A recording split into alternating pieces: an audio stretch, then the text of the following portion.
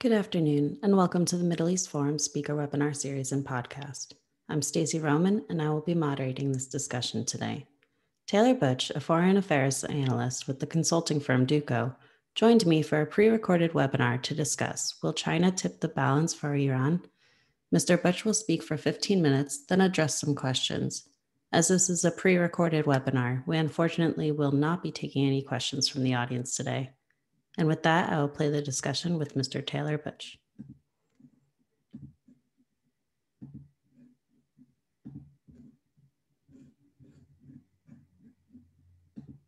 I want to first thank the Middle East Forum for the opportunity to speak today. Since opening up in the 1970s, China has made huge strides, becoming an oil importer in 1993, and over the next 2 decades, developing into the world's second largest economy. The Belt and Road Initiative, the focal point of Chinese President Xi Jinping's administration, came into existence in 2013 with the objective of linking land and sea routes. It focuses on exchange of goods and services, in addition to large infrastructure and investment projects, innovation, and people-to-people exchanges. Like the old Silk Road, it stretches from China to all corners of the world, including the Middle East. It's simply a collection of partnerships along land and sea routes aimed to place favorable economic and infrastructure partnerships around China. When China and Iran signed a comprehensive strategic partnership in 2016, it also marked Iran joining the Belt and Road. Now, what does Iran get from this? Reliability. China has been Iran's #1 trade partner for over a decade. Amid sanctions or not, this likely won't change. But unlike Iran, China isn't relied on importing oil or natural gas or metals from a particular nation. According to the US Energy Information Administration, Iran ranks 6th in crude oil imports in the Middle East in 2019 to China, behind Saudi Arabia, Iraq, and others. But Tehran serves as a prime location for China to invest in infrastructure, energy, transportation projects. And here's why. Since China's digital Silk Road was introduced in 2017, Beijing has built many smart cities in recent years, and Tehran has followed suit. They've expanded public Wi-Fi, mobile payment, e-commerce, and even e-health. 2 Chinese 5G telecom companies, ZTE and Huawei, have expanded these services in Iran and elsewhere around the world. Throughout the so-called Innovation Silk Road, Beijing and Tehran have expanded cooperation between scientific and medical communities, made a series of forums, joint scientific research, and academic exchanges. Other forms of people-to-people exchange include expansion of university ties and Confucius institutes and Confucius classrooms. Iran itself has 2 Confucius institutes, which act primarily as a bridge to promote cultural studies in Chinese language. As a rule, they require sponsorship from a Chinese university. These learning centers are active throughout the world, including many in the Middle East, in Saudi Arabia, UAE, Egypt, Israel, Palestine, and others, in addition to Western nations such as the UK and the US. However, the United States Senate recently passed a law unanimously, which would, quote, prohibit federal funding to colleges and universities that host Confucius institutes and are not in compliance, unquote, with specific criteria. Now it remains to be seen if other Belt and Road nations will re-examine their relationship with these institutes for fear of economic or educational retribution. Iran also has some of the world's largest oil and natural gas reserves, but Tehran wants to move to renewable energy to reduce fossil fuels and maximize money from exports. In a 10-year span, Iran has doubled its renewable energy capacity, but it realizes that it needs outside help. Chinese state-owned enterprises and private firms have recognized this fact too. Both have been active in Iran for well over a decade, primarily in solar, hydroelectric, wind, and biofuel. And from 2007 to 2019, Chinese firms have undertaken at least 34 renewable energy projects in Iran. Renewable energy there can be described in one word: underdeveloped. Renewables account for only a fraction of Tehran's total energy output, but it aims to exponentially expand renewables in the next 5 to 10 years. And you can be certain that Chinese state-owned enterprises and private firms will be eager to help Iran meet this goal. The Belt and Road Initiative is also not without potential challenges. Some issues are local. For instance, many infrastructure projects along the Belt and Road import Chinese workers rather than use local workforce. This happens in Iran and elsewhere, for example, in Africa. But more local companies are pushing back through demanding MOU agreements have language that say a certain percentage of projects must be local workforce. And the same idea here goes for machinery and equipment parts as well. And there are other challenges that are more regional. For example, how does Beijing navigate sanctions? China and other state-owned enterprises must determine whether the risk is worth the reward. From 2010 to 2020, Chinese state-owned enterprises have abandoned at least 8 major projects in Iran, totaling billions of US dollars in telecommunications, renewable and non-renewable energy sectors. And these were primarily abandoned due to sanctions or the threat of sanctions. And sanctions also come in many forms. European nations have also formed INSTEX, which is a potential way to, quote unquote, enter legitimate trade with Iran. This may help avoid sanctions, and there's also a mutual interest from all parties to have China join. Next, how does Beijing react to Tehran's increased regional aggression? China is the only developing nation permanently serving on the UN Security Council, and it must maintain global peace and security doing this. And it does this typically by exercising its policy of non-interference in other nations' domestic affairs. But with Tehran's increasingly aggressive behavior towards the region, obviously a location of great strategic importance to the Belt and Road Initiative, it might be forced to take a more outspoken vocal role. As the world's #1 oil importer and natural gas importer, China has a large amount of financial capital invested here and understands the importance of peace. Ultimately, China faces significant internal and external pressure to ensure stability through diplomatic means, or at the very least, maintain the status quo. Beijing cannot afford politically or economically to let a more aggressive Tehran disrupt the Strait of Hormuz, a major route that supplies energy to itself and the rest of the world. Recent history in the Gulf suggests Tehran is certainly willing to push the envelope.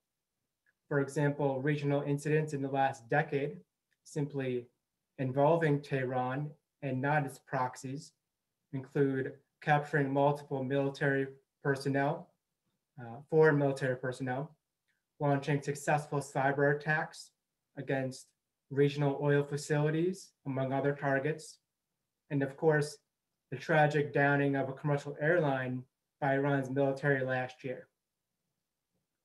It appears for now Beijing is willing to tolerate these activities, but for how long remains the question nobody knows. Third, how does Beijing react to increasing domestic turmoil in Tehran? As noted, Beijing has traditionally refrained from inserting itself into other nations' domestic affairs and has continued this policy here. But it has kept a watchful eye on recent unrest in Iran. Of course, protests in Iran have been sparked by multiple factors. For instance, the domestic support of the Green Movement and internet blackouts. For some, these protests have resulted in several thousand reportedly injured or killed. And it was during at least one of these protests in Iran where its citizens took to the streets to call for the overthrow of the Iranian government. Beijing certainly has monitored these events in real time. All nations have a responsibility to protect its citizens overseas, and China is no exception to that. But it does pose a big challenge. With approximately 200 million Chinese passport holders as of 2020, according to the Chinese media, Chinese officials have to monitor and react accordingly. In fact, Beijing's foreign ministry has revealed along the Belt and Road that its citizens, workers, and students have been captured, taken hostage, and even killed. In recent years, the highest number of Chinese traveling to Iran came under JCPOA implementation, ranging from 45 to 75,000, the highest in 2017. China has proven, though, it could effectively operate during times of crisis, having evacuated, for example, tens of thousands of its citizens from Yemen, Libya, and Iraq, among other areas, using a coordinated approach, and even called on services of the People's Liberation Army Navy to assist in the endeavors. Finally, Beijing monitors fluid domestic situations in Iran to protect its citizens. But it also monitors these situations to maintain control over areas inside of China. Around the world, there's been a push for independence. Scotland, for example, has had multiple referendums. Other notable examples include Brexit, Hong Kong protests, and even Xinjiang province has had independence briefly in the 20th century. Instability in Tehran is a potential for encouraging other parts of China to pursue a similar path. In closing, China's Belt and Road Initiative is a complex number of moving parts. For the China-Iran partnership, both sides get a reliable partner and one that is also silent on each other's domestic affairs. Whether it's through energy, transportation, or people-to-people exchanges, Iran is betting on the Belt and Road. Beijing's aim is to create a more interconnected and China-centered world in the coming decades by way of these partnerships. And stability across the Belt and Road will remain top priority. Peace in the Middle East and in Iran is necessary. Xi Jinping admitted as much during the Belt and Road Forum in 2017 when he stated, "The pursuit of the Belt and Road Initiative requires a peaceful and stable environment." This is especially true in Iran. Moving forward, peace in the Middle East, from Beijing's point of view, is now non-negotiable. Thank you. And with that, I open the floor to questions. All right, thank you so much. So the first question we have is, to what, if any extent, has China attempted to bring Arab states into the Brick and Road Initiative? The Chinese have the Chinese have not pulled any arms. The Middle Eastern states and elsewhere are routinely entering the Belt and Road partnerships. They are doing so, it's primarily by a means of memorandum of understanding and nothing more than that. And Chinese President Xi Jinping has visited the Middle East twice in 2016 and also 2018. Has visited visited Iran, Saudi Arabia, UAE, Egypt, but it hasn't visited Israel. It's saved that for other high-profile Chinese administration officials. Thank you. And can you hypothesize on how states like Iran could benefit militarily from the Brick and Road Initiative? In fact, they already are. China is well known as being an arms exporter. CIPRI had a report several years ago that listed China as the third arms exporter in the world. And it recently released a report in the last couple of days stating that its arms export has ever decreased, but it exports to both the Middle East and to Africa and the greater Asian region. One of the interesting notes to point out is that Iran and other Middle Eastern and African countries are benefiting tremendously from China's growing drone program and its export of these weapons. They're using them for reconnaissance. They're using them for lethal means. And the one thing that needs to be certainly said is that these are not to the quality of American drones, but they are cheaper. But in the long run, the Chinese drones, as in any drones, do change the battlefield. And how exactly does the United States feel about this initiative? They are,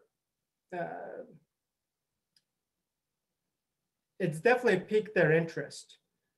There are certain things, in fact, it might even be raised in a meeting that Chinese officials and the US are having in the next couple of days.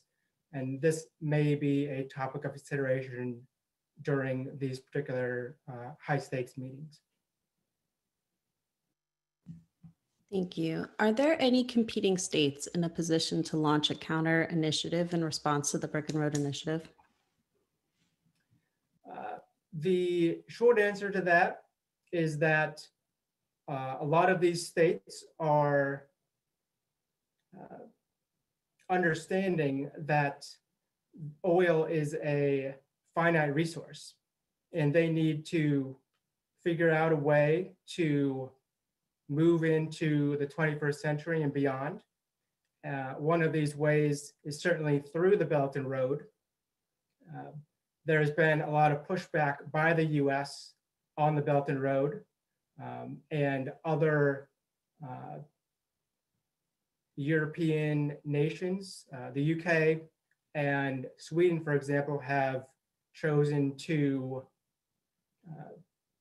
not work with Chinese 5G telecom firms, and we will see if that plays out in other areas, particularly in the Middle East. So in response to the, well, not response, but you said that Iran is the #1 trade partner with China, but China is a little hesitant right now with all the protests going on and the domestic unrest. Can you discuss that a little further? Sure. In which country? Basically, why would China want to work with Iran given the domestic unrest there? Sure. They're obviously a big proponent of the Belt and Road is innovation and energy, as well as transportation. Uh, all of these sectors offer entry for the Chinese to put forth a great effort and to illustrate what they can do in a country that has can offer a lot of resources, can offer a lot of ways to improve this relationship. Understood. So currently it's at least semi-mutually beneficial to both countries involved. Yes. Understood. How can you see India's growing influence shaping China-Iran ties? Well, China is India is a growing power. Certainly, they're both growing powers. China's Belt and Road Initiative has 138, 140 countries involved, and you can be certain that they're competing with India for the same resources, both regionally, in Afghanistan, in Pakistan, and elsewhere. And you could certainly make the argument that India is trying to undercut as much as they can China's influence in these areas. And it's receiving help from the US administration over the past several US administrations. And you could certainly make the argument that that will continue under the Biden administration. So currently, has India been successful in undercutting China? To an extent, they are working through a lot of the same avenues that China is, through education, through technology, through student exchange. So they are making a dent, to be certain, but how far that goes, we'll see. There's potential for definitely US backing, and I would expect that to continue. Thank you. And sorry, going back to the US Senate prohibiting the Confucius Institutes, can you discuss that a little further? Sure. The Confucius Institutes are throughout the world, located in the Middle East and elsewhere. And in particular in the US, they've come under heavy scrutiny from both the government and Congress for multiple reasons. One is potential for spying. Another is to the way in which the education facilities are set up in Confucius Institutes. They have to certainly have a sponsoring institute in China. Therefore, ties between the two countries, whatever the country is that is working with the Chinese education facility, there's always going to be some type of uncertainty potentially in that relationship, and we'll see how that plays out in the future. Of course, thank you. And what impact would Beijing province have on the Brick and Road Initiative? Well, Beijing province is a very important region to China. It's home to millions of Chinese Muslims, and it's also home to a major entry point for pipelines along the Belt and Road. And certainly Middle East countries and others are looking to maintain these steady relationships with China, maintain the economic relationship. Therefore, they've been relatively quiet on the issues related to Xinjiang province and human rights abuses there. The one exception would be potentially Turkey, but over the last several years, Turkey has been pressed through a lot of economic projects through China's Belt and Road. So they're a little bit more in Beijing's corner in this one. So obviously we're very involved in Turkey here at the Middle East Forum. Can you elaborate on that a little bit? Sure. During, I believe, the 1950s, the ethnic minority Chinese located in Xinjiang were seeking refuge elsewhere. One of the areas was Turkey, but under the Erdogan administration, it's been somewhat of a mixed bag in terms of how he handles that. Certainly, there's been a pushback from the international community on that issue, but for Turkey, they seem to be falling more in line with China due to the economic gains from that relationship. Understood. Thank you. And finally, can the Brick and Road Initiative bring peace to the Middle East? It's too early to say. Israeli Prime Minister Benjamin Netanyahu is a big proponent of innovation, and he routinely says that innovation brings peace. Certainly, the renewable energy sector has potential to bring peace, although recent events in the Texas, USA question how far we have to go to achieving some type of stability in renewables. But it's definitely possible that the Belt and Road would be able to bring peace through the Middle East in some fashion with a combination of the Innovation Silk Road and the Green Silk Road. Thank you. And can you tell us a little more about where we can find some more of your work? Sure. I can be contacted through the Duco, as well as social media in terms of LinkedIn. I also am presently working on a book, writing a book on China's involvement in the polls. So look forward to putting that out there. Well, thank you so much.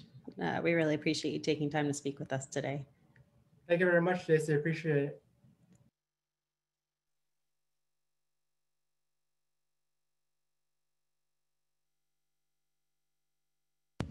All right, we've come to the close of our webinar. For our viewers and listeners, please join us at Wednesday at 3 p.m. Eastern for an update with Ashley Perry. Thank you all for joining us, and I hope you have a wonderful day.